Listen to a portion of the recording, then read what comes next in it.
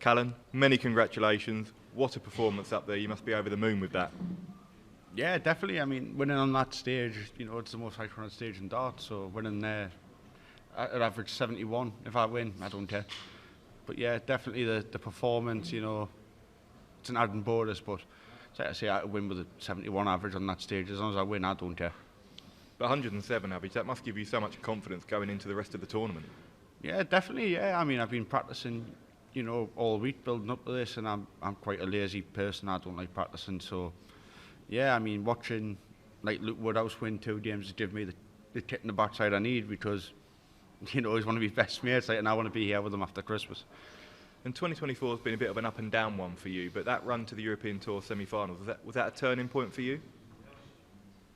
Oh, I wouldn't say a turning point, because I lost the next one, you know, 6-1 or whatever was the next one. I mean, I've openly admitted on the stage I've been absolutely shocking for the last 2 years, and I know that, I think, but listen, if this is a turning point, happy days. And we saw you reach the quarterfinals here a couple of years ago, and I think you've just shown there you've got the game to compete with anyone, haven't you? Yeah, definitely. I mean, listen, I know I can beat everyone. You know, I think I've beat most of them on the floor, Pro Tour, Europeans, whatever. I know if my game turns up, I can beat anyone. And listen, if I do that for another few games and I'm world champion, happy days, like. But might retire as well. And Martin Schindler up next for you. What are your thoughts on that game? Yeah, I mean, great player. You know, great lad. You know, but I say I lost to a German last year in the second round. So hopefully, if I win this year after Christmas, you know, it's like you say, if you spend Christmas at home and you don't come back down, it's like quite a kick in the backside. Like, so I would love to be back down after Christmas again. Callan, congratulations. We spoke back in October when it was a bit of a low moment for yourself, but now the smile is back and you're enjoying it again. Are you just putting less pressure on yourself? Yeah, less pressure and practicing a bit more. It's like I've said to you a couple of times, if my personal life's good, the darts go good. And that just shows you there, my personal life at the minute is quite good. You know, I've said this to a few people, if you go through a bad spell, every news you hear is bad news, and at the minute it's just good news for me. My head's been clear, so touch wood, it stays clear until Sunday. Back end of the year, it's been kind of the year of the underdogs, so to speak, with people picking up titles, and I know your smile there says it always. Is that the talk in the players' room as well, that perhaps we could have an upset here as well this year? Yeah, of course it is. I mean, obviously Richie and Mike, they're great players, and I've got a lot of time for the pair of them, you know, but as I say, Mike winning the Grand Prix, it's like, I've got a good record against him. Same with Richie, but lovely lads, but you've got to think of, you know, if I wasn't in any of the tournaments, so I can't really comment, but it's like I say, Luke mate in the semis as well. I thought, I just wish I won one game, I would have been there, but you support your friends through sitting thing, and I know I'll have a text off him saying well done, and like I say, I'll support my friends, but if I play them, I want to absolutely smash them. You spoke about supporting your mate Luke Woodhouse as well. Is that North-East rivalry still important to you as well? Because I remember the banter that used to fly around between you all about being the North-East #1 as well. Is that still important this time of year? Nah, well, of course it is, but Dobie's won a major, Annie, so I can't like, Mickey Mouse trophy in it apparently, but no, it's like I say, he's won a major.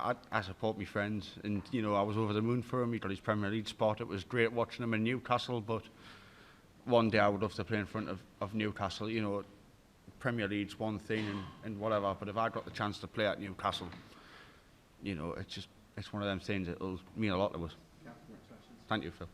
Callan, you talked about it being sort of an up and down year. There's been some real high moments and some low ones as well. How do you make sure that the performance that you came out with tonight, you can replicate that next time out? Just the same practice session. You can't do anything, because as players we know every game's different. I've averaged 107 there, but I know as well I can average 85 in this game. But if I win and I'm sat here and you ask us the same, I don't care. You know, it's all about winning in this game, and that's it.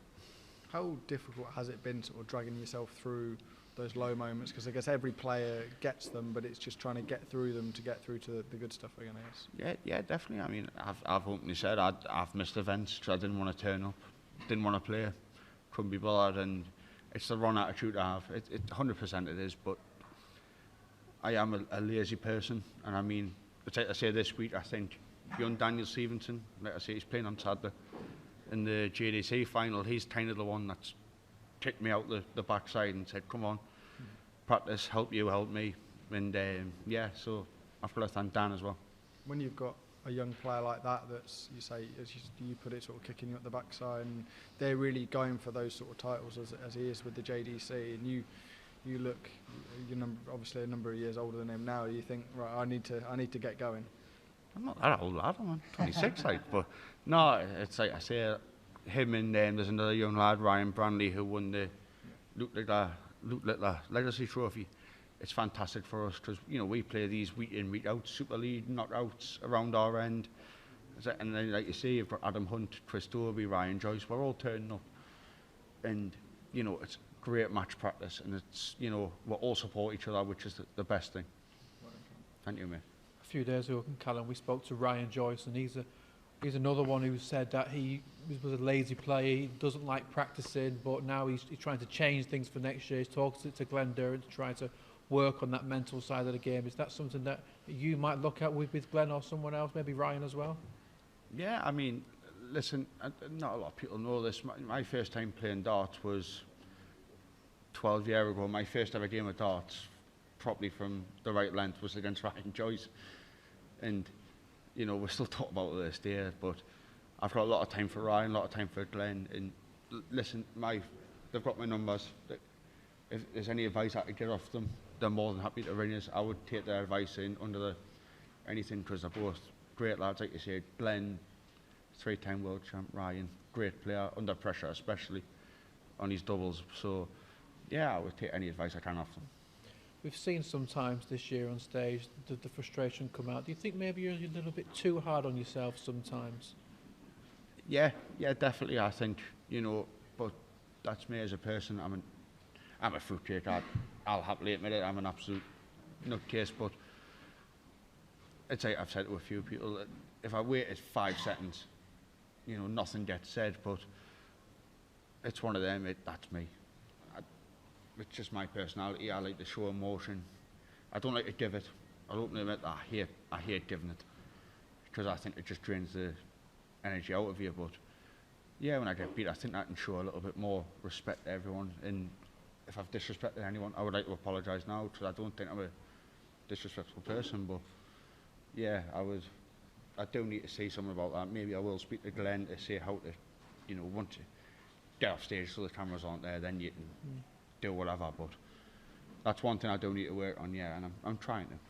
And next up, Martin Schindler. He's had a fantastic year, winning 2 Euro Tours, but recently he has struggled on the TV. Does that sort of form, is that something that you look at, or is it not in your thinking?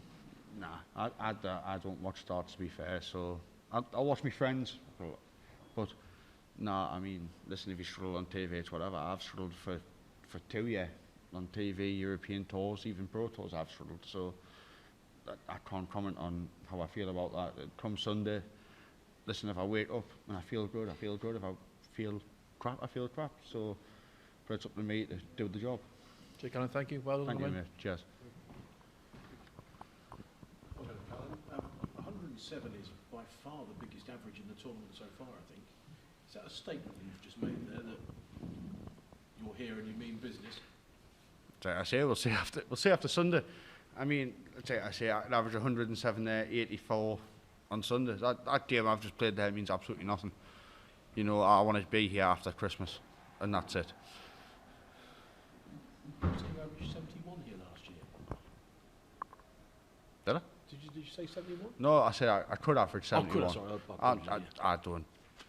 I don't care what I average. If I win, I win. You've got a chance to put it right the game after, haven't you? Newcastle could have quite a lot to celebrate in the next few weeks, couldn't they? Could get to Wembley in the League Cup, and you might go a long way in this tournament. That's the dream, lad, isn't it? I would love to go to Wembley, watch Newcastle play, but obviously the draw's tonight, so I might watch that game tonight and, you know, see who we get. But listen, I'm happy I've won today, so I can't complain.